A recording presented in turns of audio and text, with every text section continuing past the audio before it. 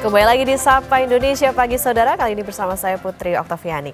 Sekjen PDI Perjuangan Hasto Kristianto kembali menjalani persidangan di Pengadilan Tipikor Jakarta dengan agenda pembacaan eksepsi atau keberatan di muka sidang. Dalam sidang pekan lalu, Hasto bilang dakwaan kepada dirinya sebagai bentuk kriminalisasi hukum. Dalam surat dakwaan, Hasto disebut menghalang-halangi proses penyidikan terhadap Harun Masiku yang tengah dilakukan KPK pada Januari 2020 lalu. Hasto Kristianto ditetapkan sebagai tersangka oleh KPK dengan 2 jeratan pasal sekaligus, yakni pasal suap dan perintangan penyidikan.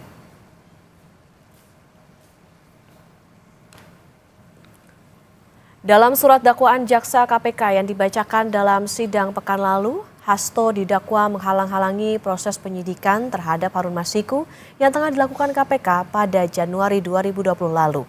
Sekjen PDIP itu disebut memerintahkan Harun Masiku melalui anak buahnya Nur Hasan untuk merendam telepon seluler. Hal itu dilakukan supaya posisi Harun Masiku tidak terlacak oleh tim KPK. Jaksa KPK juga mendakwa Hasto Kristianto menyediakan uang suap sebesar 600 juta rupiah untuk diberikan kepada Komisioner KPU periode 2017-2022 Wahyu Setiawan.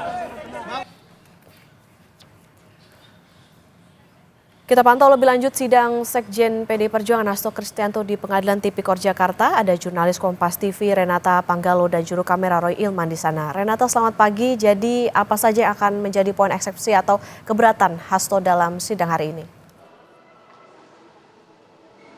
Selamat pagi Okta dan juga saudara, tentu masih akan kita tunggu poin-poin apa saja yang akan disampaikan dari pihak terdakwa Hasto Kristianto dalam nota keberatannya atau eksepsi yang akan dibacakan nanti pada pukul 10 waktu Indonesia Barat di Pengadilan Tipikor Jakarta. Sementara memang terjadwal pada pukul 10 pagi, tadi juga kami sudah melihat ada sejumlah pihak dari kuasa hukum Hasto Kristianto yang sudah datang, ada Ronita Lapesi juga sudah datang di Pengadilan Tipikor Jakarta. Dan kalau yang kita ketahui memang dalam persidangan perdana yang dilakukan pada minggu lalu sudah dibacakan dakwaan dari jaksa penuntut umum. Sebenarnya dari pihak kuasa hukum Hasto Kristianto, Magdir Ismail meminta untuk diberikan waktu selama 10 hari untuk penyusunan nota keberatan itu. Namun tidak dikabulkan oleh hakim ketua, maka dengan demikian sidang lanjutan kasus kasus perintangan penyidikan dan suap antar waktu ini kemudian harus digelar pada hari ini. Sebenarnya dari dakwaan yang sudah disampaikan oleh jaksa penuntut umum pada persidangan minggu lalu itu sudah jelas bahwa Hasto ini dijerat dengan 2 perkara, yakni perkara perintangan penyidikan dan perkara suap pergantian antar waktu. Untuk perkara perintangan penyidikan, maksud kami Hasto ini didakwa menyuruh Harun Masiku melalui Nur Hasan untuk merendam telepon genggamnya. Dengan demikian penyidik KPK tidak bisa melacak baik itu Nur Hasan dan Harun Masiku, sehingga penyidikan dari Harun Masiku ini akhirnya terhambat begitu. Kemudian dalam dakwaan jaksa ini juga Hasto disebut memerintahkan Kusnadi untuk menenggelamkan telepon genggam miliknya, dan JPU menilai hal ini dilakukan setelah Hasto mendapat panggilan dari KPK. Padahal handphone tersebut ini berisi informasi mengenai Harun Masiku.